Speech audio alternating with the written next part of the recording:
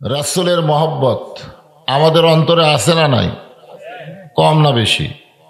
মাশাআল্লাহ। তাহলে নবীর নাম যখন শুনবো, উচ্চারণ করব, তখন কি বলা লাগবে? আস্তে না জোরে? হ্যাঁ, জোরে বলতে হবে। আপনারা যে কলেমার জিকির করলেন, এটা মনে মনে করলেও কোনো সমস্যা নেই, কারণ জিকিরের মালিক কে? আল্লাহ। আল্লাহ আলিমুম বিজাতিস সুদূর। আপনার অন্তরের খবর কে জানে? এজন্য মনে মনে জিকির করলেও জিকির আদায় হবে, কিন্তু মনে মনে দরুদ পড়লে হবে না, কারণ দরুদের মালিক আল্লাহ না, দরুদের মালিক হচ্ছে আমাদের নবী। নবীকে আমাদের মনের খবর জানে? কথা কয় না, জানে? তাহলে মনে মনে পড়লে হবে না তো। এখানে একদল ফেরেশতা আছে, ওরা শুনবে। আপনি মনে মনে দরুদ পড়লে ওরা শুনবার পাবে? ফেরেশতারা কি মনের খবর জানে? জানে না। এই জন্য একটু জোরে বলতে হবে, ফেরেশতারা যেন শুনতে পায়। আর শোনার সঙ্গে সঙ্গে আপনার নামে কোন জায়গা থেকে দরুদ পড়লেন, এই জায়গার নাম ধরে, আপনার নাম ধরে রাসূলের রওজা মোবারকে দরুদগুলো পৌঁছায় দিবে। এখান থেকে প্রমাণ হয়ে গেল আমাদের নবী রওজার মধ্যে মরে নাই। মরে আছে? মরে থাকলে ফেরেশতারা কাক দিবে? আজকে বাংলাদেশে কিছু কিছু বিতর্কিত আলেম বের হয়েছে, ওরা আমাদের নবীকে সাধারণ মানুষের মতন মৃত্যু বলে, যে নবী মরে আছে। আমাদের আসলে সমস্যা, এই কোরআনের মাহফিলে বক্তাদের লেভেল পজিশনে এক নেই, এক একজন এক এক তরিকা। তা আমরা যারা দরুদ পড়লাম, এটা রাসূলের মহাব্বত, এটা কিন্তু ইবাদত না। এটা কি? মহাব্বত। আর আমরা যে জিকির করলাম, এটা হলো ইবাদত। সবচাইতে উত্তম ইবাদত হলো জিকির। নামাজ, রোজা, হজ, যাকাত, যত ইবাদত আছে, সবচাইতে দামি ইবাদতের নাম হলো জিকির। সর্বপ্রথম যে ইবাদত দুনিয়াতে এসেছে, তার নাম কি? জিকির। এ কোরআন শরীফ হাতে নিয়ে দেখেন, কোন জায়গায় আল্লাহ বলে নাই যে আমার নামাজ পড়ে আমিও তার নামাজ পড়ি, যে আমার রোজা করে আমিও তার রোজা করি, যে আমার হজ করে আমি আল্লাহ তার হজ করি, যে আমার জাকাত দেয় আমি আল্লাহ তার জাকাত দেই। এ কথা কোনো জায়গাতে আল্লাহ বলেনি। কিন্তু আল্লাহ বলেছেন, যে আমার জিকির করে আমি আল্লাহ তার জিকির করি। জোরে খান সুবহানাল্লাহ। ফাযকুরুনি আযকুরকুম। আল্লাহ রাসূলের 17 জন সাহাবী শুধুমাত্র এই কলেমার জিকির করার অপরাধে কাফেরেরা তাদেরকে হত্যা করছে। তারা এক ওয়াক্ত নামাজও পড়েনি, একটা রোজাও করেনি, খালি জিকির করার অপরাধে তাদেরকে কি করছে? হত্যা করছে। আল্লাহ রাসূল বলেছেন, ওই সকল সাহাবী যারা কলমা পড়ি শুধু দুনিয়া থেকে বিদায় নিল, কোনো ইবাদত করা তাদের ভাগ্যে হলো না, আল্লাহ তাদেরকে জান্নাতুল ফেরদাউসের উচ্চ মাকাম দান করবে। ধরে কোন সুবহানাল্লাহ। এখন আপনারা বলেন জিকিরের গুরুত্ব কম না বেশি? কিন্তু আমাদের বাংলাদেশে জিকিরের নামে কিছু ঠাট্টা মস্করা চলতেছে, যার কারণে অনেকে এই জাকের পার্টিকে পছন্দ করে না। জাকের পার্টি, আমাদের বাংলাদেশে একটা জাকের পার্টি আছে না নাই? দেখছেন আপনারা তাদেরকে? ওরা মনে করে আমরাই জিকির করি। আমার দয়াল বাবার দরবারেতে কেউ ফিরে না খালি হাতে। এরা নাম দিছে জাকের পার্টি। আসলে জাকের পার্টি হলেন আপনারা, আফজালুজ জিকির লা ইলাহা ইল্লাল্লাহ। এই জিকির করার পরে যখন মোহাম্মদ নাম উচ্চারণ করলাম, মোহাম্মদুর, সঙ্গে সঙ্গে আমাদের উপর ওয়াজিব হয়ে গেল সাল্লাল্লাহু আলাইহি সাল্লাম বলা। কারণ আল্লাহ বলেছেন, আমি আমার ফেরেশতা নিয়ে নবীর প্রতি দরুদ পড়ি। সল্লু, তোমরাও দরুদ পড়ো। অর্ডার করেছে আল্লাহ। সল্লু এটা আমরের সিগা, আল্লাহ অর্ডার করেছে তোমরাও দরুদ পড়ো। তো নবীর নাম উচ্চারণ করার পরে দরুদ যদি না পড়েন হবে? এই জন্য যখনই নবীর নাম উচ্চারণ করব, যখনই কেউ যদি উচ্চারণ আমার সামনে করে, আমি শোনা মাত্রই বলবো সাল্লাল্লাহু আলাইহি ওয়াসাল্লাম। আপনি বলেন তো, এই সাল্লাল্লাহু আলাইহি ওয়াসাল্লাম এখন কোথায়? দেখছেন? এই বিশ্বাস করা লাগবে। আপনার মুখের দরুদ শেষ হওয়ার সঙ্গে সঙ্গে ফেরেশতাদের গতি কম না বেশি? একে রসুলের রওজার পাশে গিয়ে বলতেছে যে আনলিয়ার গ্রামের নাম কি, আনলিয়ার মাহফিলে আপনার পাগল উম্মতেরা আরামের বাড়ি ঘর বাদ দিয়ে ল্যাপ তোষক বাদ দিয়ে একের খ্যাড়ের উপরে বসে আপনার প্রতি মহব্বতের দরুদ পড়লো, আপনি দরুদগুলো জমা নেন। মনে বড় আশা ছিল যাব মদিনায়, সালাম আমি করব গিয়া নবীজি রওজায়। মনে বড় আশা ছিল যাব মদিনায়। আল্লাহ বলে মদিনায় যাওয়া লাগবে না, তুমি যেখানে আমার নবীর প্রতি দরুদ পড়বে আমার ফেরেশতারা দরুদগুলো মদিনায় পৌঁছায় দিবে। সবার ভাগ্যে কি মদিনা যাওয়া হবে? মদিনা কি বাংলাদেশের মধ্যে নাকি? মদিনায় যাবার গেলে ঠেলা আছে, পাসপোর্ট করা লাগবে, ভিসা করা লাগবে, আবার টাকাও লাগবে। আমাদের সকলের সাধ্য নাই। আরব সাগর পাড়ি দিব নাই কয় আমার তরি, আমি পাখি নই যে উড়ে যাব ডানাতে ভর করি। আমার স্বাদ আছে সম্বল নাই, করি কি উপায়, মনে বড় আশা ছিল যাব মদিনায়। আপনাদের সকলে মদিনায় যাওয়ার আশা আছে না নাই? যদি না যাওয়ার পারেন লস নাই। এই যে দরুদ পড়তেছেন এই দরুদগুলো মদিনায় চলে যাচ্ছে। আর দরুদটা খেয়াল রাখবেন, এটা কিন্তু ইবাদত না, এটা হলো মহাব্বত। আপনার দুই কান্দে দুইটা ফেরেশতা আছে, বিশ্বাস করেন? করেন? দুই কান্দের দুই ফেরেশতা, এদের কাম কি জানা লাগবে তো। এদের কাম কি? দেখার জন্য না লেখার জন্য? একটা হলো দেখা, দেখার মালিককে, আর আল্লাহ ফেরেশতাদের লেখার অধিকার দিয়েছেন। কেরামান কাতিবিনা ইয়ালামুনা মা তাফআলুন। তোমার দুই কান্দে দুই মোহরি লেখিতেছেন ডায়েরি, দলিল দেখে রায় দিবে, টাকা পয়সার নাই কারবার। আজকে কোরআনের মাহফিল বাদ দিয়ে যারা মেলাদ ঘুরতেছে, আপনারা বলেন তো কোন কান্দের ফেরেশতা লিখতেছে? বলা লাগবে রে ভাই, জোরে বলেন, মাইকে উচ্চারণ হয়ে যেন রেকর্ড হয়। কোন কান্দের? আর যারা কোরআনের মাহফিলে এসে বসে আলোচনা শুনতেছে তাদের কোন কান্দের? মাশাআল্লাহ। আজকে অনেক যুবকেরা মনে করে দরজা জানলা বন্ধ করে দিয়ে মোবাইলে যদি অশ্লীল ভিডিও দেখি, কেউ তো আর দেখতেছে না, বাপ মা ঘুমায় গেছে, এই সুযোগে মারি। কি খান? এরকম কিছু ছেলে আছে না নাই?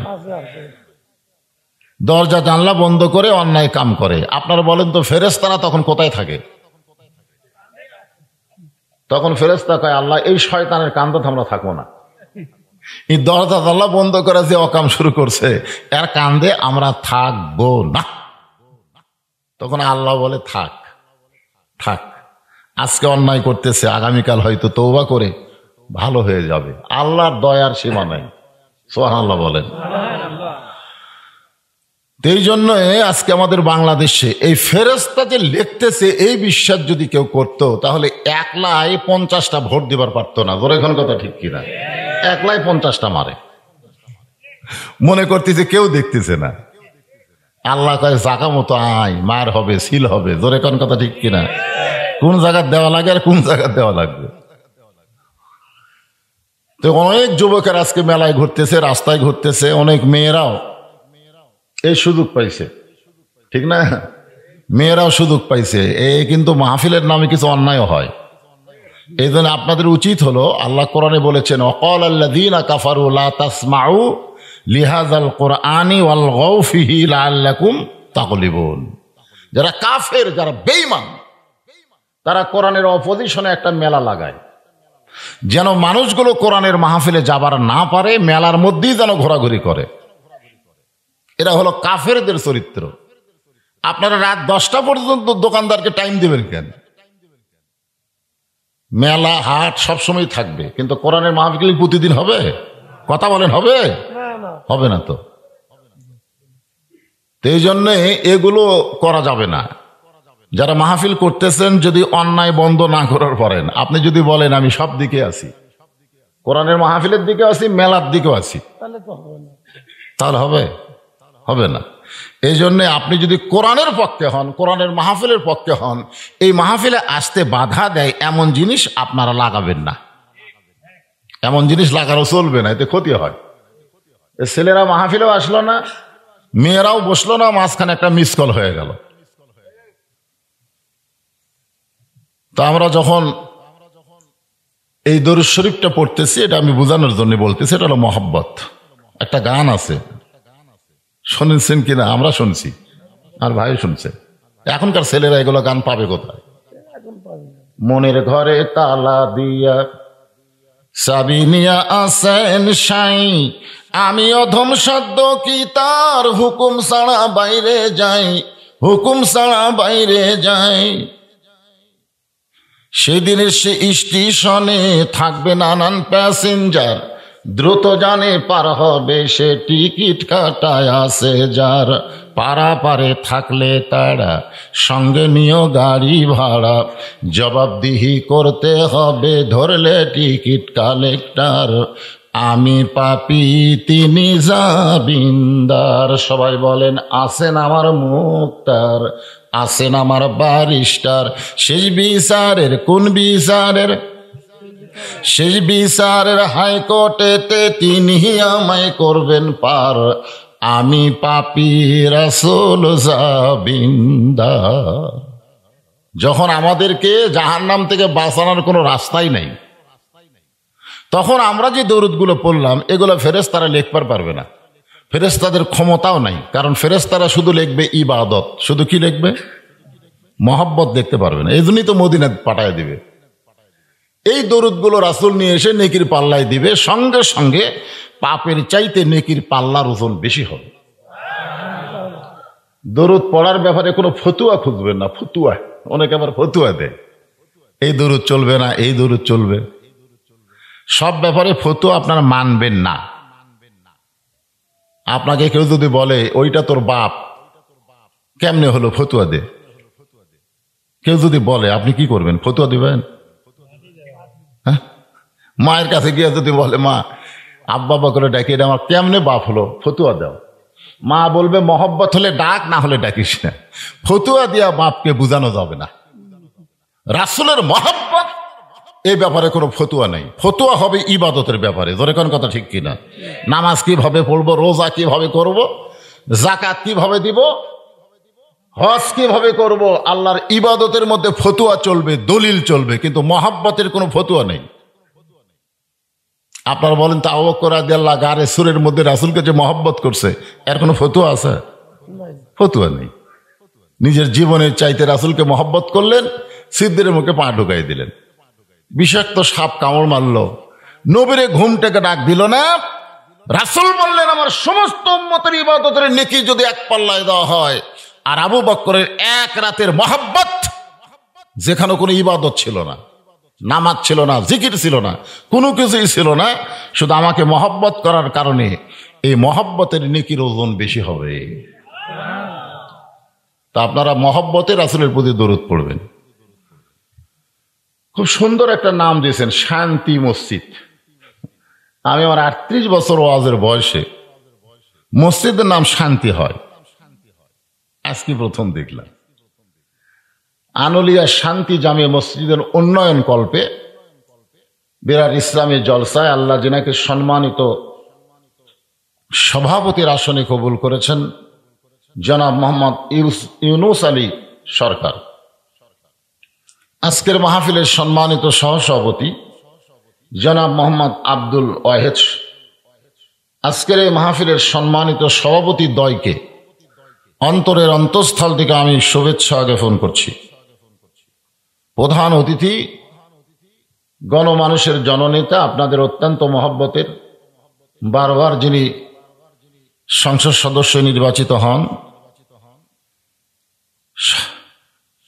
জনায়েত আহমেদ পলক, সরকারের প্রতিমন্ত্রী, এবং বিশেষ অতিথির তালিকায় যেনাদের নাম রয়েছেন, সকলকেই অন্তরের অন্তঃস্থল থেকে আমি শুভেচ্ছা জ্ঞাপন করছি।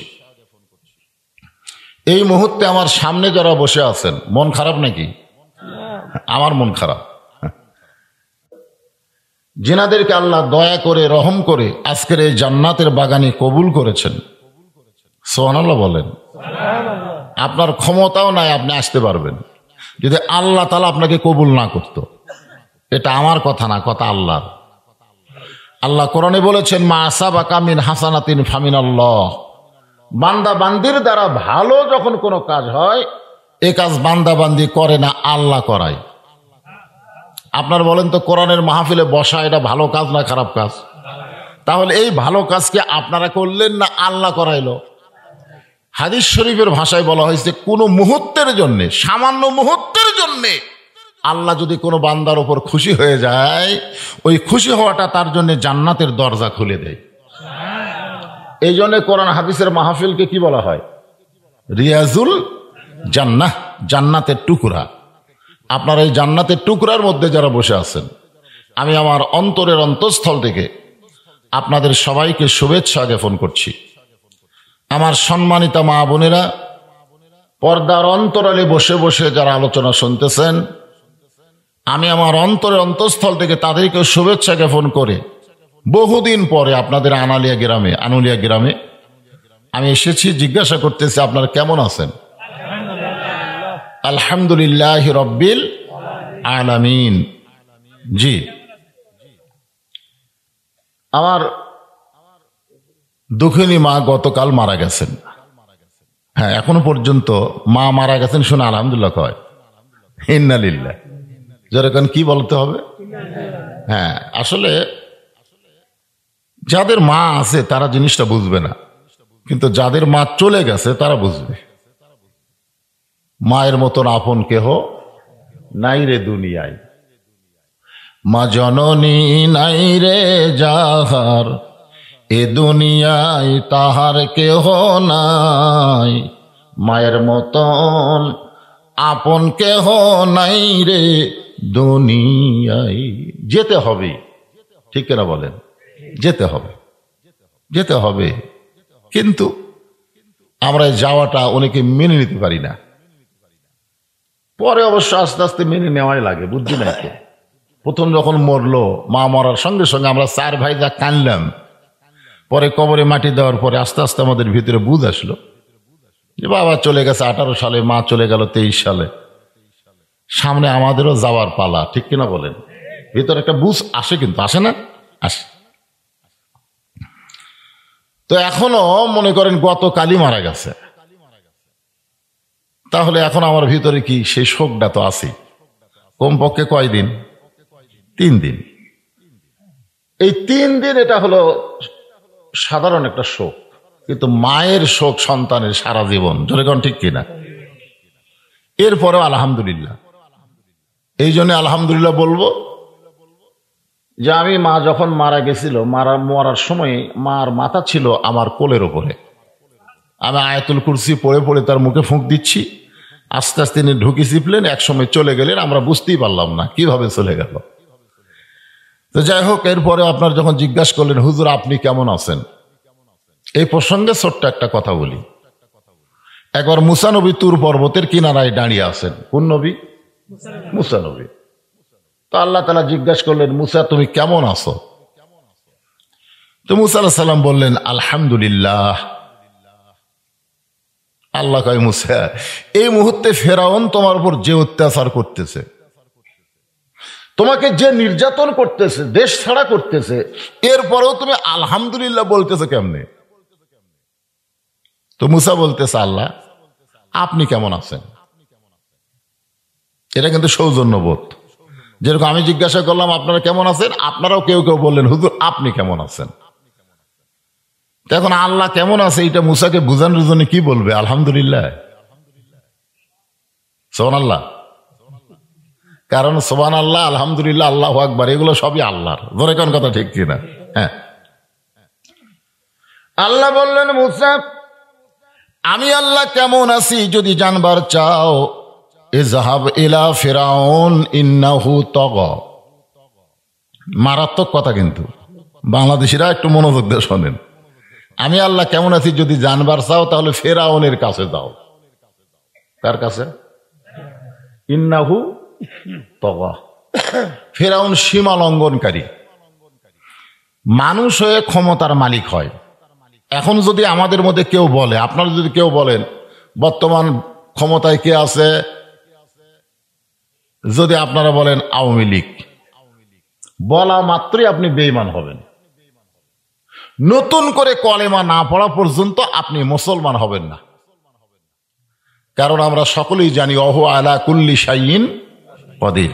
তাহলে ক্ষমতার মধ্যে কাউকে যদি ক্ষমতা দেওয়া হয়, এটা কি হয়? শিরক হয়। কথা কন, কি হয়? শিরক হয়। কেউ যদি বলে আমার দল ক্ষমতায় আছে, আমার কোনো টেনশন নাই, আপনার বলেন তো দল ক্ষমতায় না আল্লাহ ক্ষমতায়? বাইরে ঈমানটা মজবুত করা লাগবে।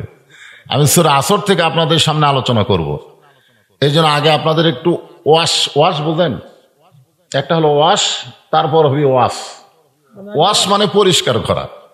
এক গিলাসে আপনি পানি আমাকে দিবেন, আপনি পানি দেওয়ার সময় গিলাসটা দেখার দরকার আছে না নাই? কতক্ষণ আছে না নাই? গিলাসের মধ্যে ময়লা আছে, আপনি তার মধ্যে পানি নিয়ে এসে হুজুর খান, তখন সবাই বলবে এই খালি পানি দিলে হবে না, তো ওয়াশ করা লাগবে, ওয়াশ। তো আজকে প্রথম আপনাদেরকে ওয়াশ করে তারপরে কোরআনের পানি ঢালতে হবে। ধরে কোন কথা ঠিক কিনা? যদি ওয়াশ না হয় তাহলে পানি ঢালা কাম হবে না। ওই মাগরিব এশাও পড়েনি, ফজরও পড়বি না। ধরে কোন কথা ঠিক কিনা? বহু জায়গা দেখছি মাগরিব এশা না পড়ে ওয়াজ শুনছে, কিন্তু ওয়াজ শোনার পরে ফজর থেকে নামাজ ধরছে, আমি দেখছি। তাহলে কি হলো? হ্যাঁ, এই যে ব্যক্তি আজকে নিয়ত করবে ফজর থেকে আর সারা জীবন নামাজ ছাড়বো না, আল্লাহ বলে অতীত জীবনে যত নামাজ পড়িসনি, নিয়ত করার সঙ্গে সঙ্গে আমি সব নামাজ না পড়ার পাপকে মাফ করে দিলাম। এই নিয়ত করা লাগবে। মসজিদের উন্নতি কল্পে। মসজিদের উন্নতি কি? মসজিদের উন্নতি কি টাকা কালেকশন না মুসল্লি কালেকশন? আজকে বর্তমান প্রধানমন্ত্রী 564টা মসজিদ বানিয়ে দিছে। 564 মসজিদ। অনেকেই বলে যে আমাদের প্রধানমন্ত্রী যে কাম করছে পৃথিবীর কোন রাষ্ট্রপতি এই কাম করেনি, পৃথিবীর কোন রাষ্ট্রপতি এই কাম করেনি। তা আমি একদিন বললাম, ভাই 564 না, 1 লক্ষ মসজিদে যদি বানিয়ে দেয় কোনো লাভ হবে না যদি মুসল্লি না থাকে। কথা কোন ঠিক কিনা? আজকে আপনাদের মসজিদের খবর আপনারাই ভালো জানেন। মসজিদের উন্নয়ন কি করবে? দোতলা করা লাগবে। হুজুর মুসল্লি আর ধরতেছে না, একতলা, দোতলা করবা। আলহামদুলিল্লাহ দোতলা করবো হুজুর, দোতলা করতেছি, শুরু করছি। গতকাল যেখানে মাহফিল করলাম ওরা দোতলা করতেছে। জিজ্ঞাসা করলাম ফজরের খবর কি? কয় এক কাতারি হয় না। জোহরের খবর কি? কয় হাট বাজারে যায়। আসরের খবর কি? কয় এখনো ফিরে নেই। মাগরিবের খবর কয় ফজরের মতো। এশা কি? কয় যা আসলে তাই। তো মসজিদের মধ্যে কয় কাতার? কয় 9 কাতার। এক কাতারেরই হরে না, তাহলে দোতলা করবে কেন? তখন বলে হুজুর ওই যে জুমার দিন সবার শেষে এসে আগে যায়, ওই শালাকের জন্য দোতলা করা লাগতেছে। ওরা কিন্তু মুসল্লি না, ওরা হলো শালা। আর আল্লাহ বলেছে ফাওয়াইলুল মুসল্লিন। তো আপনারাই ভালো জানবেন আপনাদের মসজিদের উন্নতি কি। ফজরের খবর কি? ফজর মুয়াজ্জিন ভালো জানে, ঠিক কিনা? কন আল্লাহ তাআলা কোরআনে বললেন ওয়াল আসর। আসর মানে সময়। আল্লাহ সময়ের শপথ করলেন, কারণ সময় অত্যন্ত গুরুত্বপূর্ণ একটা বিষয়। আজ থেকে 40 বছর আগে আব্দুল আলিম সময় নিয়ে একটা গান গাইছে। সময় মিশে মায়াই বন্দি থাইকা করলাম কত খেলা, পশ্চিমে তাকিয়া দেখো তোমার ডুইবা গেছে বেলা। বেলা মানে কি বোঝেন না? বেলা বোঝেন না? বেলা মানে সময়, আর বেলা নাই রে, মানে সময় আর নাই। এক পলকের নাই ভরসা, এক পলকের নাই ভরসা, মিশে সকল আশা, কখন বুঝি দারুণ ঝড়ে ভাঙবে তোমার বাসা। আমি যুবকদের বলতেছি, বাজান, যৌবনটা নষ্ট করো না। হাসরের ময়দানে আল্লাহ প্রত্যেকটা বান্দাকে বলবে, তোর শৈশবকাল বুড়াকালের কোনো হিসাব দেওয়া লাগবে না, খালি যৌবনকালের হিসাব দেওয়া, জান্নাতে চলে যাও। আজকে আমাদের বাংলাদেশের যুবকেরাই সবচাইতে অন্যায় অপকর্ম বেশি করতেছে। যখন চামড়া ঢিল হবে তখন আল্লাহর সাথে মিল দিবে। ধরে কোন কথা ঠিক কিনা? লাভ নাই। কারণ সরকারি চাকরি করতে গেলে যেমন বয়স লাগে, নামাজ পড়তে গেলে তেমন বয়স লাগবে। এই জন্য রাসূলের হাদিসে বলা হয়েছে 7 বছর থেকে নামাজের তালিম দেও, 7 বছর। আর 10 বছর থেকে জোর করে তাকে নামাজ ধরাও। যদি নামাজে যাবার না চাই তাহলে ঘাড় ধরে, ধরে কোন কি ধরে, এই কথা কন না কেন, ঘাড় ধরে মসজিদে নিয়ে যাওয়া লাগবে। তুমি খালি মসজিদে নিয়ে যাবার পারলে আমি আল্লাহর সব দায়িত্ব। ধরে কোন সুবহানাল্লাহ। আল্লাহ বলেছেন, ইন্নাস সালাতা তানহানিল ফাহশাই ওয়াল মুনকার। একমাত্র নামাজে পড়ে মানুষকে যাবতীয় ফাহিশা খারাপ থেকে হেফাজত করতে। ধরে কোন সুবহানাল্লাহ। প্রত্যেকটা ছেলের হাতে একটা করে মোবাইল। আল্লাহ সময়ের কসম করলেন, সময়। বর্তমান বাংলাদেশে যে সময় চলতেছে কেমন? ভালো?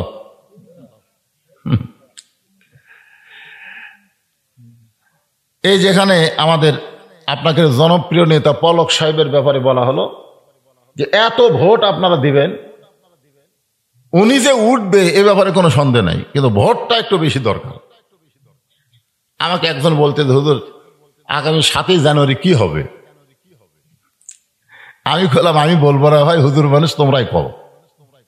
কেন হুজুরা কিছু বললেই দোষ। ধরে কোন কথা ঠিক না, তোমরাই কও তো কি হবে। যা আসলো তাই, যা আসলো তাই। তাহলে 2000 কোটি টাকা খরচ করার দরকার কি ভাই? সময় বড় খারাপ। ছোট বাচ্চা নিয়ে আইসে হুজুরের কাছে, ফুরফুরার হুজুর, দোয়া দরুদ পড়ে ফু দেয়, কান্না থামে না। হুজুর কান্না থামতেছে না, ফু দেওয়া হবে না, তেল ফোড়া দেন, পানি ফোড়া দেন। হুজুর দোয়া দরুদ পরে পানি ফোড়া দিছে, পানি খায় আরো জোরে কান্দে। মা বলতেছে, কি রে, এটা কোন সময়? দোয়া দরুদ দেয়, কান্না থামে না। একজন বলতেছে, শোনেন, এই দোয়া দরুদের দরকার নেই, একটা মোবাইল কিনা চলে সামনে ধরেন, ওর কান্না থামে যাবে। একটা মোবাইল কিনা গেম চালু করে দিবে, ওই আর কান্দে না। ওই মোবাইল দেখা ছাড়া ভাতই খায় না, লাতিনি বলে তাই। আপনি বলেন, যে সময় মাসুম বাচ্চারা মোবাইল দিয়ে কান্না থামাতে হয়, মোবাইল দিয়ে ভাত খাওয়াতে হয়, এই সময় ভালো? এই সময় ভালো? সেই সময়ের কসম আল্লাহ করছে। আল্লাহ জানে সময় অত্যন্ত গুরুত্বপূর্ণ। তুমি যখন বুড়ি হবা তখন বোরকা পরবা, যখন একটা বুড়াও পর্যন্ত তোমার দিকে তাকায় না, ওই সময় তুমি বোরকা গাওয়াত দিয়ে ঘুরতেছ, মরা লাগবি ভাই, বোরকা ছাড়া উপায় নেই। তোমার যুবতী অবস্থায় কি করছো? হ্যাঁ, 50 বছর আমের গাছের গোড়াত বেড়া দিচ্ছে। একজন কয়, বেড়া কেন দিচ্ছেন ভাই? গরু যদি খায়। আরে পাগলা, 50 বছর আমের গাছের দিকে গরু ঘৃণা করেও তাকাবি না। বেড়া যদি দিবার চাষ, ওই লক লকা পাতা বাড়াছে ওই গাছত বেড়া দে। তোর কর কথা ঠিক? কারণ গরু খালি খাবি না, পাড়িয়া ফেলে ধর্ষণ করবি। আজকে যৌবনকাল নষ্ট করলাম, সময়ের এত দাম। বুড়াকালে সে আল্লাহর সাথে মিল দিলাম, এখন আর রুকু সেজদা করবার পারি না। লাতি কইছি, একটা সিয়ার লিয়া মসজিদের মধ্যে থুয়ে দে, বসে থাকা নামাজ পড়বো। তাও সিয়ারত পড়বি, জোর এখন কাক পড়বি। ফেরেশতাকে আল্লাহ, এই শালা শয়তান সারা যৌবন নষ্ট করলো শয়তানের পাশে, আর বুড়া বয়সে এসে জামাত নষ্ট করতেছে। জোর এখন কি নষ্ট করতেছে? জামাত। কারণ পায়ের গোড়ালির সঙ্গে গোড়ালি মিল করে কাতার সোজা করা লাগবে, আর সিয়ার থাকার কারণে ওইটার হচ্ছে না। এই কথা কন না কেন? আপনারা বলেন তো, সিয়ার যারা নিয়ে নামাজ পড়ে এরা কি যৌবন থেকে নামাজ পড়ছে? আমার এলাকার একটা সিয়ার লাগে, আমি যৌবন থেকে নামাজ পড়া দেখিনি। যে শ্যালো মেশিন চালু করে না, এমনি বাড়ি থুয়ে দিছে। অক যদি 2 বছর পর চালু করবার যান, দেখবেন ওর বল বিয়ারিং সব জাম মারছে, খালি ঘুরতেছে না, হো করে, কিন্তু চালু হয় না। সবাই বলতেছে, ভাই চালু না থাকার কারণে আর বল বিয়ারিং শেষ রে। আজকে নামাজ যৌবনকালে না ধরার কারণে হাঁটুর বিয়ারিং গেছে, মাজার বিয়ারিং গেছে, সব বিয়ারিং জাম ধরছে। ওই এখন সিয়ারলে বসে গেছে। সময়ের কসম করে আল্লাহ বললেন, ইন্নাল ইনসানা লাফি খুসর, নিশ্চয়ই মানুষগুলো ক্ষতির ভিতরে। নিশ্চয় মানুষগুলো কার ভিতর? এ কথা কি আমার না আল্লাহর? এখন আমার সঙ্গে সবাই বলবেন, আদর করে সবাই বলেন, আদর করে মানুষ আল্লাহ বানায়া কেমনি দিবেন ক্ষতির মধ্যে ফেলিয়া। আল্লাহ ইবলিসকে বলল, কে রে ইবলিস? সব ফেরেশতা আদমকে সেজদা করলো, আর তুই করলি না কেন? ইবলিস কয়, আল্লাহ 6 লক্ষ বছর আপনাকে সেজদা দিছি, যে মাথা দিয়া, যে কপাল দিয়া, সেই কপাল আদমের পায়ে লাগাবো না। আল্লাহ কয়, বার হয়ে যা, আমার রহমতের এরিয়ার মধ্যে, হেদায়েতের মধ্যে তোর জায়গা নেই। শয়তান কয়, আল্লাহ 6 লক্ষ বছর আপনাকে সেজদা করলাম, আর আদমকে একটা সেজদা করলাম না, তার কারণে আপনি আমাকে বাইর করে দিচ্ছেন। আল্লাহ কয়, শয়তান তুই জানিস না, আমি আল্লাহ আদমকে এত ভালোবাসি, আমার চাইতেও বেশি। একটা সেজদা না করার কারণে তোর 6 লক্ষ বছরের সেজদা বাতিল করেছি। যে মানুষকে আল্লাহ এত ভালোবাসে, ইবলিস আজাদিল সেজদা না দেয়া ইবলিস হয়ে যায়, সেই মানুষ সম্পর্কে আল্লাহ বলতেছেন লাফি খুসর, ক্ষতির ভিতরে। কারণ আছে না নাই? যেখানে ইবাদতের কথা আছে, যারা আলেম ওলামা আছে তারা ভালো বুঝবেন। যেখানে আল্লাহ কোরআন ইবাদতের কথা বলেছেন, সেখানে কি বলেছেন? অমা খলাকতুল জিন্না ওয়াল ইনসা ইল্লা লিয়াবুদুন, জিন এবং মানুষকে আমার ইবাদতের জন্য সৃষ্টি করছি। আর ক্ষতি বলার সময় আল্লাহর বলা লাগতো, কি বলা লাগতো? ইন্নাল জিন্না ওয়াল ইনসানা লাফি খুসর, নিশ্চয় জিন এবং মানুষ ক্ষতির ভিতরে। কিন্তু আল্লাহ এখানে দিনক বাদ দিয়া শুধু মানুষকে ক্ষতির মধ্যে বলার পিছনে কারণ কি? কারণ কি আপনারা জানেন? না জানলে বলবেন জানি না। জানেন? ওই যে মেলা ঘুরতেছে, লাস্টে তবারক দেওয়ার সময় আসবে, কিছু কিছু আছে না নাই? আপনাকে সিংড়ার একটা গুরুত্বপূর্ণ, সেটা হলো তবারক থাকবেই। আমি আমার ওয়াজের জীবনে এমন কোনো মাহফিল পাইনি যেখানে তবারক নাই। আজকেও আছে, তারা ধান্দাত আছে, শেষের বেলায় যাওয়া লাগবে।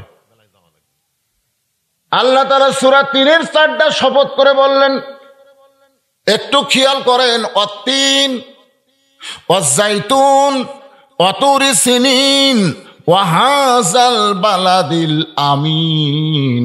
আল্লাহ 4টা শপথ করে বললেন, লাকাদ খালাকনাল ইনসানা ফি আহসানি তাকওয়িম।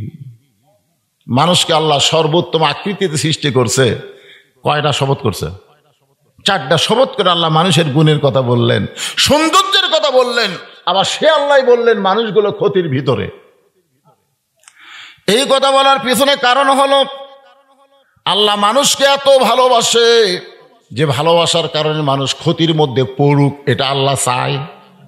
এই জন্য আল্লাহ বললেন, ইল্লাল্লাযীনা আমানু ওয়া আমিলুস সলিহাতি ওয়া তাওয়াসাউ বিল হাক্কি ওয়া তাওয়াসাউ বিস সবর। এখানে কয়টা কথা আছে? আমাকে রাত 11টায় দিয়েছেন টেসে, আমি 4টা কথাই বলবো সময় অনুসারে। মনে করেন না যে ছোট ছোট বাচ্চারা সামনে বসে সব ঘুম পাচ্ছে, তো মাদ্রাসার পোলা, এর কামই হলো ঘুম পাড়া। কারণ এশার নামাজের পরে সামান্য একটু পড়ানোর পরে এদেরকে ঘুমাতে দেয়। আমি প্রায় মাহফিলে বলে থাকি, মাদ্রাসার তালবে ইলমদেরকে ওয়াজ শোনা জায়েজ নেই, কারণ ওরা নিজেরাই একটা করে ওয়াজ। সুবহানাল্লাহ বলেন, ওদের আর শোনা লাগবে না, ওরা তো ওয়াজ হয়েই জন্ম নিয়েছে। সুবহানাল্লাহ বলেন না কেন? এই পুচকাগুলোকে আপনি চিনেন? চিনেন আপনারা? আমার একটা মাদ্রাসা আছে, আমি ওদের চিনি। ওরা পেশাব করবার এসে গলা খাঁকারে দেয়। আমি একজনে কইলাম, কে এরকম গলা খাঁকারি দিস কেন? তোর কি কাশ হয়েছে? না হুজুর, পেশাব নিংড়া লাগবে না, গলা খাঁকারে দিয়ে পেশাব নিংড়া তারপরে পানি খরচ করে ঠান্ডার মধ্যে অজু করে। আমি কইলাম, অজু করলি কেন? বলে, আপনি জানেন না আমরা আল্লাহর কোরআন পড়ি, যে কোরআন ধরতে গেলে নিজের শরীর আগে পবিত্র করা লাগে। যারা আল্লাহর কোরআনের সঙ্গে সম্পর্ক করে তাদেরকে কোনো বক্তার ওয়াজ শোনা লাগবে না, এরা নিজেরা একটা করে ওয়াজ। জোরে কোনো কথা ঠিক কিনা? হ্যাঁ, নিজেরা যারা রাস্তা দিয়ে চলার সময় ফেরেশতা পায়ের তলে পাখা বিছিয়ে দেয়। আমরা মনে করি পা পড়ে মাটিতে, আসলে মাটিতে পড়ে না। এই বাচ্চাগুলো ছোট ছোট মাসুম বাচ্চারা সব সামনে বসে আছে। কিরে বাজান, তোরা ঘুমায়? আল্লাহ লা ইয়ামাসসুহু ইল্লাল মুতাহহারুন, ততক্ষণ পর্যন্ত স্পর্শ করতে পারবা না যতক্ষণ পবিত্র না হবা। আজকে আগডম বাগডম ঘোড়ারম সাথে ঢাক ঢোলক ঝাঁঝর বাজে। ওই প্রাইমারির জন্য এক নেতা বলল, সরকার দেখেন কি বিল্ডিং করে দিছে। একটা নেতাও বলতে পারতেছে না যে একটা হাফিজে মাদ্রাসা একটা বিল্ডিং করে দিছি। জোরে কোন কথা ঠিক কিনা? যেই পড়া হলো শয়তানের পড়া, সেই পড়ার জন্য কোটি কোটি টাকা খরচ। আর যেটা আল্লাহর পড়া, সেই পড়ার জন্য ছায়া চিন্তা ভিক্ষা করে চলান লাগে। আজ বুঝবা না, মোরা যাও, তোমার লাশের পাশে কোরআন পড়ে কে? আমি প্রত্যেকটা মাহফিলে বলেছি, কোনো নেতা মরে গেলে ওর জন্য কোরআন পড়া জায়েজ নাই। কোরআন পড়া জায়েজ নাই, কারণ মরা মানুষের জন্য কোরআন আল্লাহ দেয়নি। কোরআন দিয়েছে জীবিত মানুষের হেদাত। জোরে কোন কথা ঠিক কিনা? অনুনাজ্জিলু মিনাল কুরআনি মা হুয়া শিফাউ ওয়া রাহমাতুল লিল মুমিনিন। আল্লাহু আকবার। আল্লাহ বললেন, ইল্লাল্লাযীনা আমানু, যারা আমাকে বিশ্বাস স্থাপন করেছে। ভাই ছোট বাচ্চাদের কাছে ওয়াজ করতেছেন, আপনারা একটু মনোযোগ দিয়ে শোনেন। আমরা আল্লাহকে বিশ্বাস করি, এ কথাটা সবাই বলে না, আমরা বিশ্বাস করি। সম্পর্কে আমরা জানতে চাই। আল্লাহ রাসূল বললেন, ইকরার বিল লিসান, তাসদিক বিল জানান, আমল বিল আরকান, এরই নাম হলো ঈমান। এক নম্বর ঈমান। ঈমান যদি ঠিক না থাকে, আপনি যত আমল করেন কাম হবি না। হবে? যখন হবে, ঈমানই ঠিক নাই। যত ভালো আমল করেন আপনি জান্নাতে যাওয়ার পারবেন না। যার প্রমাণ হলো নবীর চাচা আবু তালেব।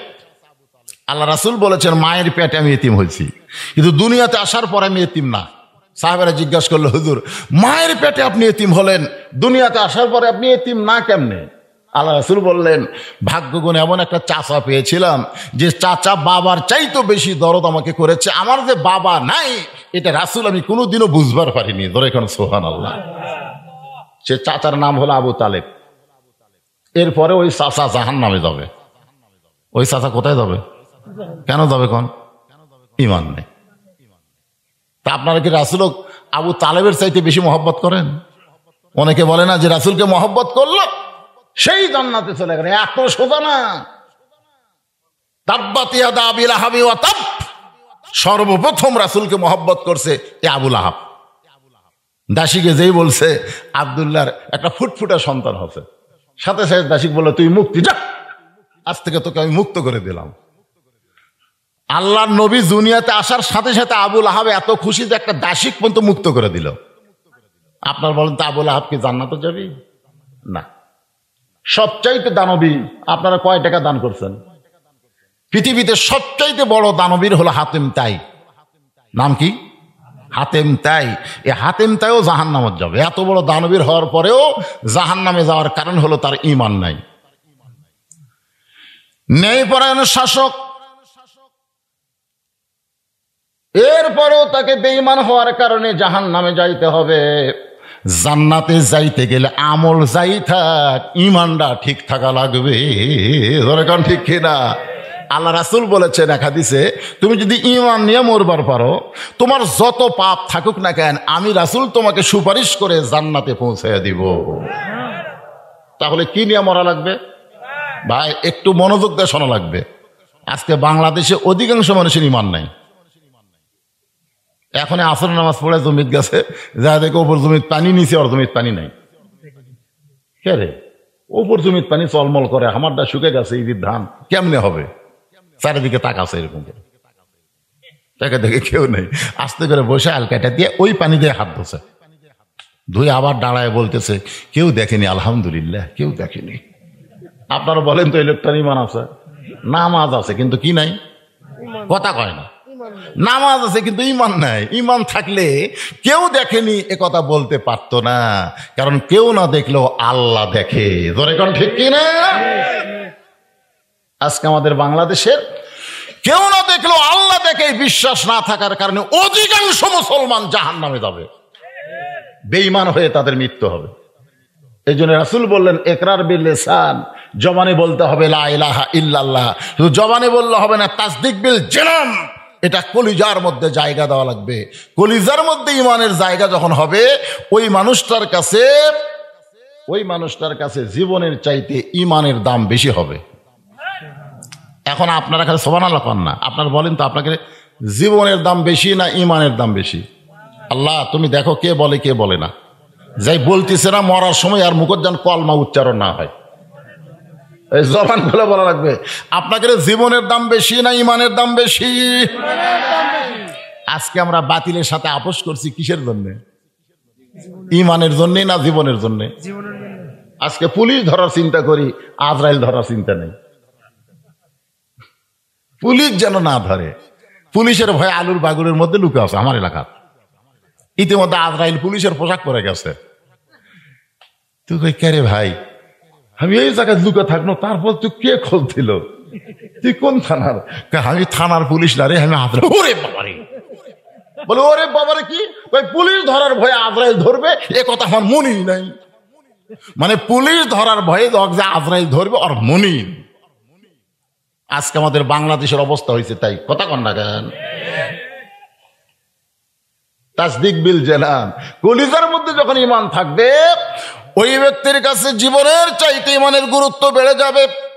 আর জীবনের চাইতে ঈমানের গুরুত্ব যখন বেড়ে যাবে, ওই মানুষটা ইয়্যাকা না'বুদু ওয়া ইয়্যাকা নাস্তাঈন।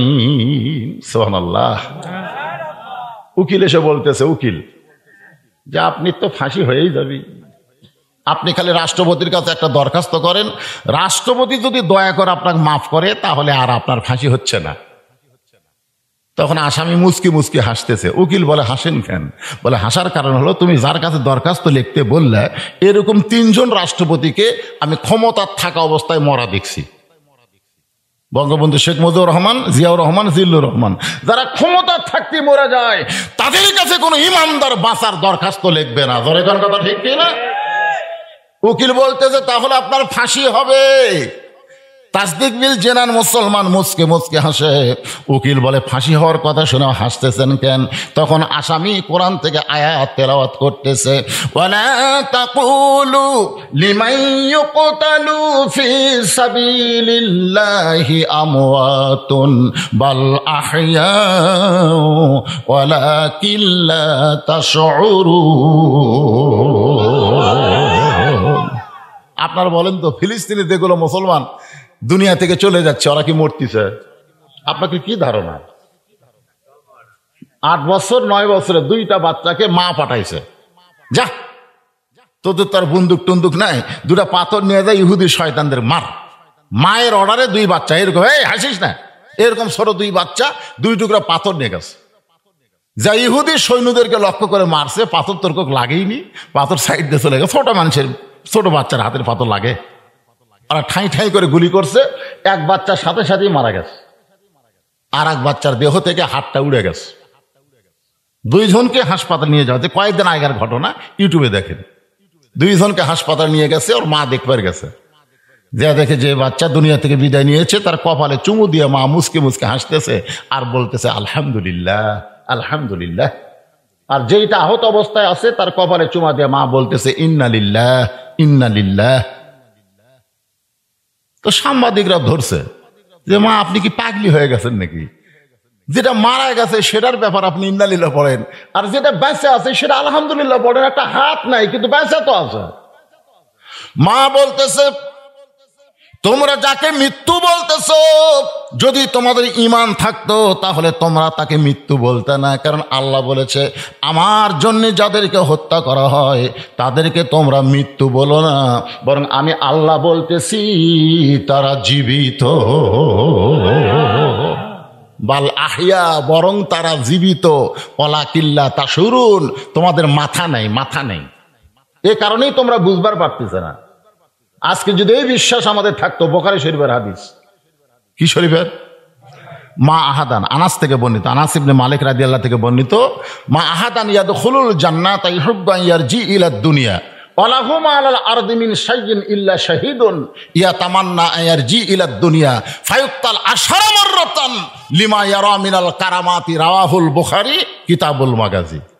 আল্লাহ রাসূল বলেছেন একদল লোক জান্নাত পাওয়ার পরেও, তাও সাধারণ জান্নাত না, জান্নাতুল ফেরদাউস, জান্নাতুল ফেরদাউস পাওয়ার পরেও এরা দুনিয়াতে আসার জন্য ছটফট করবে। আল্লাহ বলবেন, খেরে বান্দা, দুনিয়াতে শহীদ হওয়ার কারণে আমি আল্লাহ তোদের জান্নাতুল ফেরদাউস দিলাম, এরপরেও তোরা আবার দুনিয়াতে যাবার চাস কেন? তখন তারা বলবে, আল্লাহ, শহীদ হওয়ার সময় যে মজা আমরা পাচ্ছি জান্নাতের মধ্যে সেই মজা নাই।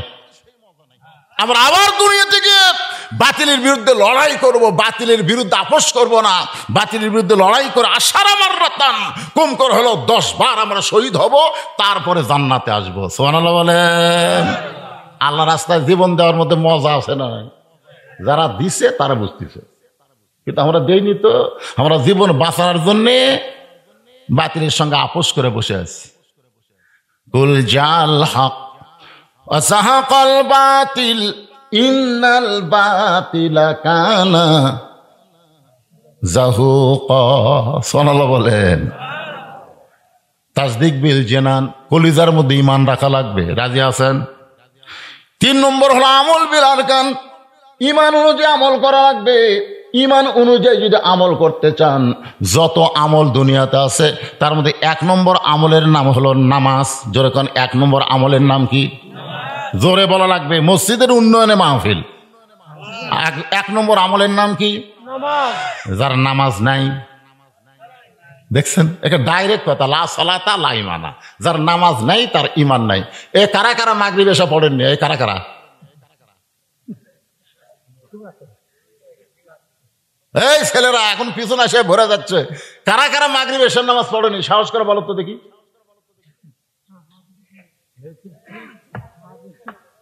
কেউ বলবে না? হ্যাঁ, ঠিক আছে, সাউন্ড ঠিক আছে, বেশি সাউন্ড দিও না, চ্যান্সেল করলে জনগণ বুঝা হবে না। আচ্ছা ঠিক আছে। যারা যারা মাগরিব এশার নামাজ না পড়া ওয়াজ শুনতেছেন, যদি ফজরের আগে আপনার মৃত্যু হয়ে যায়,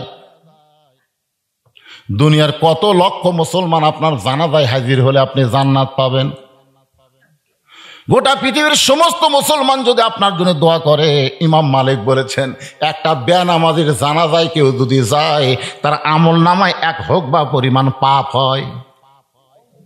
একটা বেনামাজি, কারণ বেনামাজি বাইনাল আবদি ওয়াল কুফরি তরকুস সালাত, বান্দার কাফের মধ্যে পৃথক করা জিনিসটার নামই হলো নামাজ। যে নামাজ পড়ে সে আল্লাহর বান্দা, আর যে নামাজ পড়ে না সে হলো ডাইরেক্ট কাফের, ডাইরেক্ট। অনেকে লাভ দেখাবে, হুজুর আপনি কি মনে করেন আমরা জুম্মা পড়ি না? লা তাকনাতু মির রাহমাতিল্লাহ ইন্নাল্লাহা ইয়াগফিরুয যুনুবা জামিয়া ইন্নাহু হুয়াল গাফুরুর রহিম। এই আয়াতের ওসিলায় আল্লাহ তাআলা হাসরের ময়দানে বলবে, যারা 5 ওয়াক্ত নামাজ পড়নি, খালি জুম্মার শেষে এসে আগে বার হছো, আমি আল্লাহ তাদেরকে জান্নাত দিয়ে দিলাম, যাও। তখন এই জুম্মা ফাটি খুশি হয়ে বলবে, কে রে তোরা 5 ওয়াক্ত বাড়ছো, দেখ আল্লাহ আমাকে জান্নাত দিল। খুশি হয়ে জান্নাতের কাছে দেখবে বিশাল একটা তালা। তো বলবে, আল্লাহ জান্নাত দিলেন, তালা কেন? আল্লাহ বলে, চাবি তোরকে কাছে আছে, খুঁজে দেখ। ওরা চাবি খুঁজে দেখবে, একটা চাবি আছে, ওটা তালার মধ্যে ঢুকবি ঠিকই, কিন্তু ঘুরবি না। ঢুকছে ঠিকই, ঘোরে না। তাই আল্লাহ ঢুকলো তো ঘোরে না কেন? আল্লাহ বলে, দেখ তো তোরকে চাবির মধ্যে 5টা দাগ আছে, কারণ তালার মধ্যে 5টা দাগ আছে, চাবির মধ্যেও 5টা দাগ থাকা লাগবে। দাগে দাগে মিল হলে কুট্টুস করে খুলবি। তখন ওরা চাবি বের করে দেখে, আল্লাহ তেল তেলা, দাগ নাই। এটা কিসের দাগ আল্লাহ? দেখো হচ্ছে ফজর, জোহর, আসর, মাগরিব, এশা। তখন বলবে, আমরা তো এই 5টার মধ্যে নাই। আল্লাহ বলে, তাহলে জান্নাত দেখে ফেরত। যারা শুধু জুম্মা মারতেছেন এরা জান্নাত দেখবার পারবেন, কিন্তু ভিতরে ঢুকবার পারবেন না। শব্দটা জোরে কর না কেন? তাহলে জান্নাতে ঢুকতে গেলে 5 ওয়াক্ত নামাজের দরকার আছে না নাই? আসসালাতু মিফতাহুল জান্নাত, নামাজ হচ্ছে বেহেশতের চাবি। রে যুবকেরা, যারা এশা মাগরিব পড়েন নাই, আজকে নিয়ত করেন ফজর থেকে বাকি জীবনে একটা ওয়াক্ত নামাজ বাদ দেব না। ঈমানকে রাখতে গেলে মান তারাকাস সালাতু মুতাম্মিদান ফাকাত কাফারা, ইচ্ছা করে এক ওয়াক্ত নামাজ যারা বাদ দিল তারা অবশ্যই আল্লাহর সঙ্গে কুফরি করলো। তাহলে ঈমানকে রক্ষা করার জন্য 1 নম্বর আমলের নাম কি? সবাই জোরে বলেন, 1 নম্বর আমলের নাম কি? পুরুষের জন্য 1 নম্বর হলো নামাজ, কিন্তু মা বোনেরা যারা পর্দায় বসে আছেন এদের জন্য কিন্তু 1 নম্বর নামাজ না। এই মরদ মানুষের জন্য 1 নম্বর হলো নামাজ, আর নারীদের জন্য 1 নম্বর হলো পর্দা। আপনারা এলাকায় মেয়ে মানুষ মরে গেলে কয় কাপড় দেয়? আমার এলাকায় মেয়ে মানুষ ভোটে দাঁড়াচ্ছে, ভোটে পুরুষ মানুষ পাচ্ছে আর হাত ধরতেছে, দেন হাতটা দেন, এবার হাত ধরে বলতেছে আমাকে একটা ভোট দেওয়াই লাগবে। ওই যখন আমার দিকে আসতেছে আমি দৌড়, হুজুর হুজুর থামেন হুজুর, আপনি আমাকে ভোট দিবেন না। আমি দৌড়ে ওর স্বামীর কাছে গেলাম, যাই বললাম এই তোর বউ মরে গেলে কয় কাপড় দিবি? তো কয় হুজুর আপনি কি জানেন না? আমি শুনবার চাচ্ছি ভাই কয় কাপড় দিবি? সবাই যা দেয় আমি তাই দিব। তো মরে গেলে কয় কাপড়ে? 5 কাপড়। তো মেয়েদের জন্য মরার পরে 5 কাপড়, তাহলে বেঁচে থাকতে কয়টা? হ্যাঁ, তোর বউ যে হারে পুরুষ মানুষের হাত ধরে ভোট চাচ্ছে, ওর 100 কাপড় দিয়েও তো জান্নাত দিবার পারবি না। এই জন্য আমার মা বোনেরা যারা পর্দার অন্তরে বসে আছেন একটু মনোযোগ দিয়ে শোনেন, মেয়েদের 1 নম্বর নেক আমলের নাম হলো পর্দা। গভীর রাত্রে ফাতেমা কাঁদতেছে, আলী সান্ত্বনা দিয়া বলে বিবি গো এমন করে কান্দ কেন? ফাতেমা বলে স্বামী গো আমার কান্দার কারণ হলো আল্লাহ তাআলা আমার দোয়া কবুল করেছে। আলী বলতেছে এটা পাগলি নাকি? দোয়া যদি কবুল করে তাহলে কান্দ কেন? ফাতেমা বলে কবুল করছে, এইটাকে আপনি শুনবেন না। আলী বলতেছে ফাতেমা কি দোয়া করেছ যেইটা আল্লাহ কবুলের খবর দিল?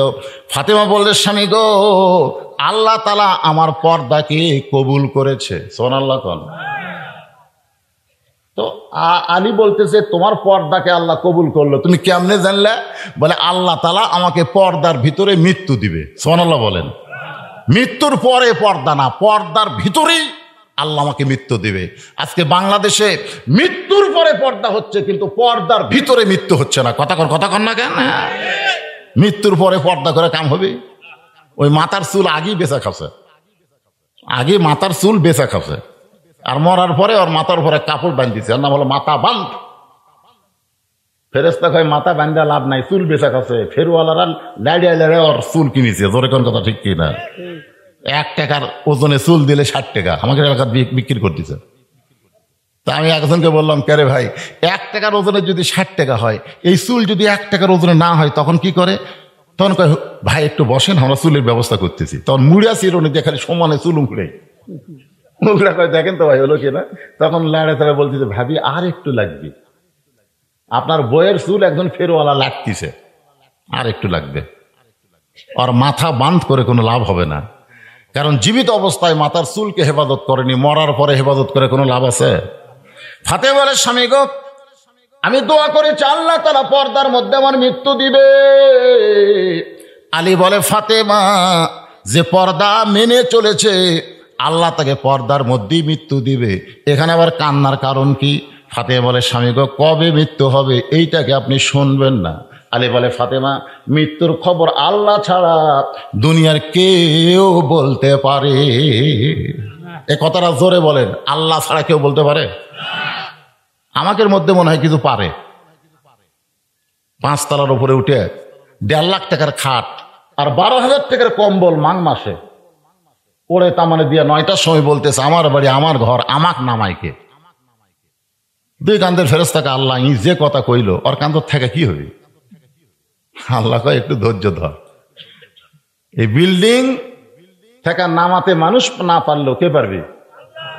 সামান্য একটা ভূমিকম্প, ইরাকে আপনারা সিরিয়ার ভূমিকম্প তারপরে তুরস্কের ভূমিকম্প দেখেননি? কয় সেকেন্ড? 48 সেকেন্ড। সামান্য একটা ভূমিকম্প দিছে, ওই এত ফোর্সে নামছে কম্বলের মধ্যে লঙ্গি খুলে আছে, ওটাও পড়ার টাইম হয়নি। কান্দের ফেরেশতারা বলতেছে আল্লাহ নামাইলে তাই করে ন্যাংটা করে নামালা। আল্লাহ কয় যারা সহজে নামবার না চায় আল্লাহ নামাইলে তাদেরকে এইভাবেই নামায়। ধরে কোন কথা ঠিক কিনা? ক্ষমতার মালিক কে? একটু মনোযোগ দিয়ে শুনবেন। হযরত আলী বলতে তো ফাতেমা মৃত্যুর খবর আল্লাহ ছাড়া কেউ জানে না। ফাতেমা মুস্কি মুস্কি হাসি আর বলে, স্বামী গো, আপনি আমারে হাসাইলেন। আল্লাহ যদি জানায় তাহলে মানুষ জানতে পারে, আল্লাহ যদি জানায়। আলী বলতে তো ফাতেমা আল্লাহ কি তোমার জানাইছে নাকি? ফাতেমা বলে, স্বামী গো, আল্লাহ পাক আমাকে জানাইছে আজকে গভীর রাত্রে ফাতেমার মৃত্যু হবে। যেই বলছে আজকেই গভীর রাত্রে ফাতেমার মৃত্যু হবে, গাছের গোড়া কাটলে গাছটা যেমন ঠাস করে পড়ে যায়, হযরত আলী তেমনি পড়ে গেলেন ঘরের মাজায়।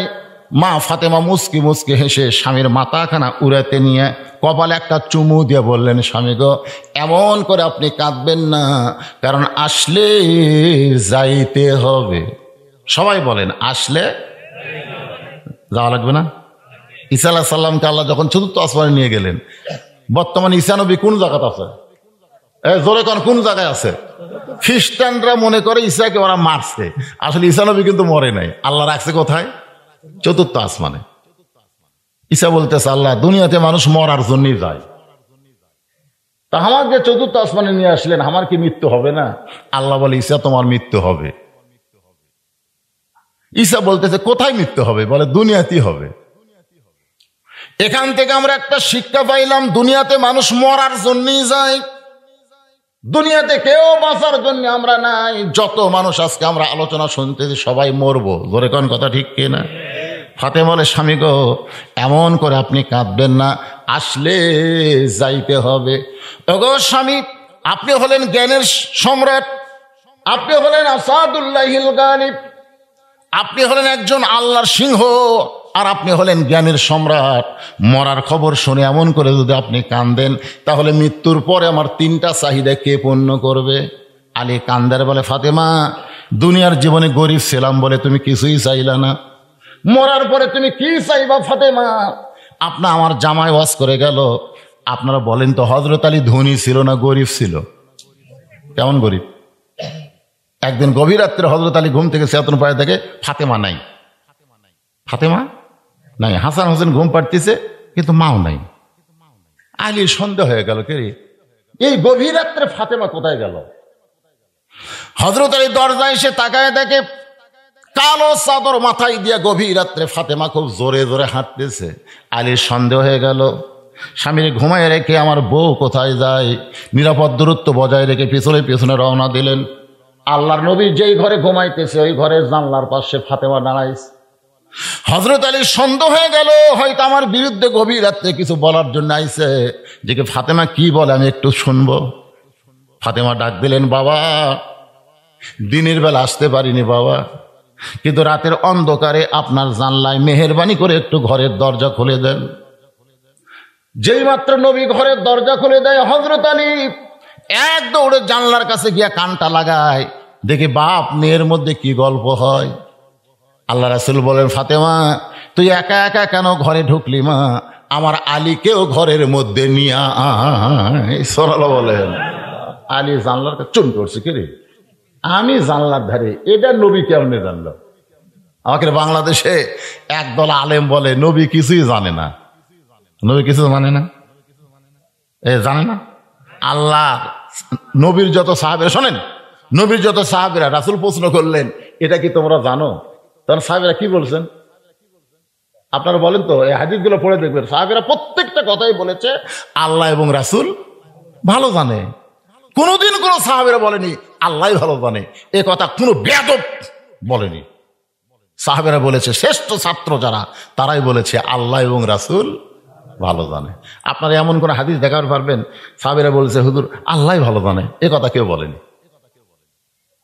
আল্লাহ রাসূল বলেছেন, আমি যা জানি তোমরা তা জানো না, আমিও জানি না যতক্ষণ আল্লাহ পাক আমারে না জানায়। এখান থেকে বোঝা গেল দুনিয়ার তামাম মানুষ জানার আগে যিনি জানেন তিনি হলেন আমাদের নবী। ধরে কোন সুবহানাল্লাহ। আসল গায়েবের মালিককে আরো ধরে কোন না কেন? কিন্তু গায়েবের খবর আগে আল্লাহ কাকে দিছে? এই জন্যে তাহেরি সাহেব বলেছে, আল্লাহর ধন নবীরে দিয়া আল্লাহ আছে গায়েব হইয়া, নবীর ধন খাজা নিয়া। এই জায়গা তাহিরি ভুল করছে। তাহরিক বলা লাগতো। নবীর ধন আলেম নিয়া, নবীর ধন আলেম নিয়া, কারণ আলেম সম্পর্কে রাসূল বলেছেন আল উলামাউ ওয়ারাসাতুল আম্বিয়া, আলেমরাই হলো নবীদের ওয়ারিস। জোরে কোন সুবহানাল্লাহ। কিন্তু এখানে তাহিরি একটা ভুল করছে, নবীর ধন খাজা নিয়া শুয়া আছে আজমিরে, তারপরে যে কথা কইছে হলো শিরক। কেউ ফিরে না খালি হাতে, খাজারে তোর দরবারেতে। নাউজুবিল্লাহ কোন, জোরে কর নাউজুবিল্লাহ। প্রথম কথা ঠিক আছে, আল্লাহর ধন নবী নিয়ে। আসলে তো আল্লাহর যত এলেম, সব এলেম আল্লাহ নবীরে দিছে। এই কোরআনটা হচ্ছে আমার আল্লাহর। জোরে কর কথা ঠিক কিনা? একটু মনোযোগ দিয়ে কথাগুলো শুনতে হবে। হযরত আলী জানলার কাছে চমকে উঠছে, আমি জানলার কাছে, নবী কেমনে জানলো? নবী ফাতেমারে কেন বলছে? কারণ নবী খালি একজন নবী না, নবী হলেন একজন বাবা। সুবহানাল্লাহ কোন না কেন? আচ্ছা, আপনার বিয়ে দেওয়া মেয়ে যদি গভীর রাত্রে আপনার বাড়িতে আসে, আপনি কি বলবেন না জামাই কেন আসেনি? এই কথাকে আপনি বলবেন না? নবী কিন্তু এই আন্দাজে বলেছে, ফাতেমা তুমি একা কেন, আমার আলীকেও ঘরের মধ্যে আসতে কও। ফাতেমা বলতেছে, বাবা আপনি জানেন না। সুবহানাল্লাহ বলেন। নবীকে বলতেছে, আপনি জানেন না বাবা, আমার স্বামী ঘুম পাড়তেছে, আমার স্বামী ঘুম পাড়তেছে। স্বামী যখন ঘুমাইতেছে, খুব ঘুম, ওই সুযোগ আমি চোরের মতন চুপি চুপি আপনার কাছে আইছি। আল্লাহ রাসূল বলছে, ফাতেমা যদি আলী চেতন পায়, তুমি আসার পরে যদি চেতন পায়, কি কন পাতে পারে কি পারে না? তাহলে তোমাকে সন্দেহ করবে। ফাতেমা আব্বা যে কি কয়, আল্লাহ ভাগ্য করে আমার এমন একটা স্বামী দিছে, আমারে কোনোদিন সন্দেহ করবে। কিন্তু আলী কি হয়ে খাড়া হয়ে আছে, আলী দু চোখ দেখালে পানি পড়তেছে। আল্লাহ রে, এটা কি বউ রে, যে কোনোদিন স্বামীরে সন্দেহ করে না। সুবহানাল্লাহ কর না কেন? আর আমাদের গুলে আমি মোবাইল চালু থেকে ঘুমাবারই পারি না, কারণ আমার যেরকম মরদ ভক্ত আছে, মেয়ে মানুষও ভক্ত আছে। এটা কিন্তু আমি কালো মানুষের ভক্ত না, আমার ওয়াজের ভক্ত। একদিন এক মেয়ে মানুষ কল করছে, আমি কি জানি ঘুমাইছি তো, আর বউ দৌড়েতে ধরছে, আসসালাম আলাইকুম হুজুর কেমন আছেন? আর বউ কয়, এটা তো মেয়ে মানুষের কণ্ঠটা। তখন বলতেছে, এই আপনি হুজুরের সাথে কি বলবেন? মানে রাগ করছে, আমার সঙ্গে একটা মেয়ে মানুষ সালাম দিবি কে, আপনি হুজুরের সাথে কি কথা? হুজুরকে আমি ভালোবাসি তো, তাই সেই কথা ভালোবাসি। আমি তো আগে কিছুই জানি না, ঘুমোরটা গোটার পরের দিকে টেপা মাছ। তা আমি বললাম, কে গো তোমার দাঁতের বেদনা শুরু হয়েছে নাকি, এরকম মুখ গোল খেন? বউ আরে বলতেছে, আপনি লুচ্চা না আলেন। আমি চমকে গিয়ে বললাম, রাস্তার ধারত বাড়ি, জোরে কইও না, জনগণ শুনলে আর ওয়াজ শুনবি না। আপনি ওয়াজ করবার যান না প্রেম করবার যান? আমি এত খেপলা কেন? মেয়ে মানুষ আপনার কল করে, নম্বর বার করে আমি কল দিয়ে বললাম, মারে মা তুমি নাকি বলছো আমাকে ভালোবাসো? মেয়েটা বলতেছে, আল্লাহ শপথ করে বলতেছে, হুজুর আপনাকে ভালোবাসার কথা বলিনি তো। কি বলছো? বলে আপনার ওয়াজ ভালোবাসি। আমি বউরে কইলাম, কি কইছে? একটা কইছি তো। কি সন্দেহ আমাদের বইয়ের। আর ফাতেমা, আল্লাহ তাআলা আমাকে এমন একজন স্বামী দিয়েছে, যেই স্বামী কোনোদিন আমাকে সন্দেহ করবে না।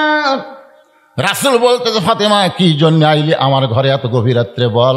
ফাতেমা বলতেছে, বাবা বলবো না, আপনি একটু বাতি জ্বলান, আপনি ঘরের মধ্যে একটু বাতি জ্বলান। এতদিন বলেছি কিন্তু কাম হয় নাই, আজকে একটু আপনাকে দেখাবার চাই। সঙ্গে সঙ্গে নবী বাতি জ্বলাইলে ফাতেমা দুইটা হাত নবীর দিকে এইভাবে বাড়ায় দেয়।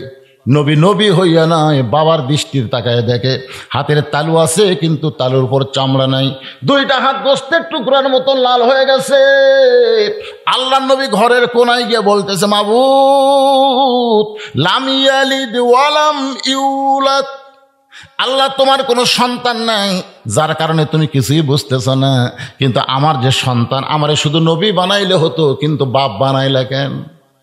দুনিয়ার কত ধনী ধনী পুরুষ আমার ফাতেমাকে বিয়ে করবার চাইছিল, কিন্তু তুমি আল্লাহ ঘটকালি করে গরিব আলীর সঙ্গে আমার ফাতেমার বিয়ে দিলে। এখন দেখো তো আল্লাহ ফাতেমা হাত দেখায়, এইটা কি বাবা হয়ে সহ্য করা যায়? সঙ্গে সঙ্গে ফাতেমা মাথার ঘোমটা দেয়। রাসূল বলে, ফাতেমা কি খবর? বলে, বাবা কোনো কিছুর দরকার নাই, মনে করেছিলাম আমার হাতের এই অবস্থা দেখে আপনি আমাকে একটু সহযোগিতা করবেন, কিন্তু আমার স্বামীর বিরুদ্ধে আপনি আল্লাহর কাছে কথা বলা শুরু করেছেন, আমার কোনো কিছুর দরকার নাই। আল্লাহ নবী বলেন, ফাতেমা তুমি কি বুঝাবার চাও? ফাতেমা বলে, আপনি বুঝাইছেন। আল্লাহর পরে কাউকে যদি সেজদা দেওয়ার হুকুম থাকতো তাহলে ফাতেমা আলীর পায়ে তুই সেজদা করি। সেদিন থেকে বুঝেছি আল্লাহর পরে মেয়ে মানুষের কাছে সবচাইতে দামি ওই ব্যক্তি হলো তার স্বামী। সুবহানাল্লাহ। আমার কোনো কিছুর দরকার নাই। এই ঘালা হাত দিয়ে আমি জাঁতা ঘুরাবো, আটা তৈরি করব, আপনার কাছে আমার কোনো কিছু দরকার। আমার স্বামীর বিরুদ্ধে আপনি কথা বলেন। সেই দিন হযরত আলী বুঝেছে, যার কারণে চোখের পানি নিয়ে বলতেছে, ফাতেমা দুনিয়াতে গরিব ছিলাম বলে কিছুই চাইলা না, মরার পরে তুমি কি চাইবা ফাতেমা? ফাতেমা বলে, স্বামী গো, আমার 1 নম্বর চাওয়া হলো গভীর রাত্রে আমাকে দাফন করা লাগবে। রাতের অন্ধকারে মরবো আর দিনের বেলা কবর দিবেন, তাহলে আমার পর্দার খিলাফ হবে। আমার মা বোনদের বোঝানোর জন্য বলতেছে, মা পর্দা কারে কয় একটু গুরুত্ব দিয়ে শুনবেন। গভীর রাত্রে আমাকে দাফন করা লাগবে। ওগো স্বামী, আমার 2 নম্বর চাওয়া হলো আমার কোনো জানাজার ব্যবস্থা করবেন না। আলী চমকে ওঠে, বলে, ফাতেমা তুমি আল্লাহ নবীর মেয়ে, লক্ষ মানুষ তোমার জানাজায় হাজির হবে, তুমি কেন জানাজা পছন্দ করো না? ফাতেমা বলে, লক্ষ মানুষ জানাজায় কি বলবে? যদি বলে ফাতেমা ভালো, আল্লাহ কিন্তু লক্ষ মানুষের দিকে তাকায় থাকবে না, আল্লাহ খালি আপনার দিকে তাকায় থাকবে। আপনি কি বলেন? লক্ষ মানুষ যদি ভালো কয়, আপনি যদি ভালো না বলেন, ফাতেমা জান্নাতে যাওয়ার পারবে না। আর দুনিয়ার সমস্ত মানুষ যদি বলে ফাতেমা খারাপ, আর আপনি যদি বলেন ভালো, এক স্বামীর সার্টিফিকেটে ফাতেমার 8টা জান্নাতের দরজা খুলে গেল। তাহলে বউকে ভালো কে বলা লাগবে? কথা কয় না। আর আমাকে কেউ কি কয়? লাভ উল্টা কয়, খালি তুমি আমার দেখতে পারবে না, খালি তুমি। গোটা পাড়া খুঁজে দেখো, আমার বিরুদ্ধে কেউ নেই। এরকম কথা কয় কি কয় না? আমি মা বোনদের জন্য বলতেছি, পাড়ার লোকেরা যদি আপনাকে ভালো কয়, আজ পর্যন্ত মেয়ে মানুষের যত জানাজা আমি পড়াইছি, যত জানাজা অংশগ্রহণ করছি, এখন পর্যন্ত কেউ বলল না যে আপনার বলেন তো মেয়েটা কেমন ছিল। এটা কইছে কেউ? এটা কেউ বলেনি। মরদ মানুষের কাছে মেয়েটা কেমন ছিল এটা জানবার চাওয়া হলো কবিরা গুনাহ। পুরুষ মানুষ মারা গেলে আপনাকে বলতে হবে, আপনারা বলেন তো এই পুরুষটা কেমন ছিল। কারণ পুরুষের বিচরণ পুরুষের সাথে, ধরে কোন কথা ঠিক কিনা? আর মেয়েদের বিচরণ কার সাথে? অকরনা ফি বুয়ুতিকুন্না ওয়ালা তাবাররুজনা তাবাররুজাল জাহিলিয়াতিল উলা। ওগো স্বামী, আমার 3 নম্বর চাহিদা হলো আমার লাশটা খাটনিতে তুলবেন না। আমার লাশটা কোথায় তুলবেন না? খাটনিতে তুলবেন না। আমার মা যখন মারা গেল, আমরা 4 ভাই মায়ের খাটনি কান্দে নিলাম, 4 ভাই কান্দে নিলাম। সবার কান্দত বেদনা ধরছে, এত ওজন। আরে ফাতেমা বলতেছে, আমার লাশটা খাটনিতে তুলবেন না, কারণ পরপুরুষ আমার ফাতেমার শরীরের ওজন জানুক, এটা আমি চাই না। আমার বাবা যদি দুনিয়াতে থাকতো, মরা মেয়ের লাশের খাটনি বাবা কান্দে নিবার পারতো। আমার হাসান হোসেন যদি বড় হইতো, মায়ের লাশের খাটনি কান্দে নিবার পারতো। এখান থেকে প্রমাণ হয়ে গেল, মেয়ে মানুষ মরে গেলে যিনি তিনি খাটনি কান্দে নিবার পারবেন।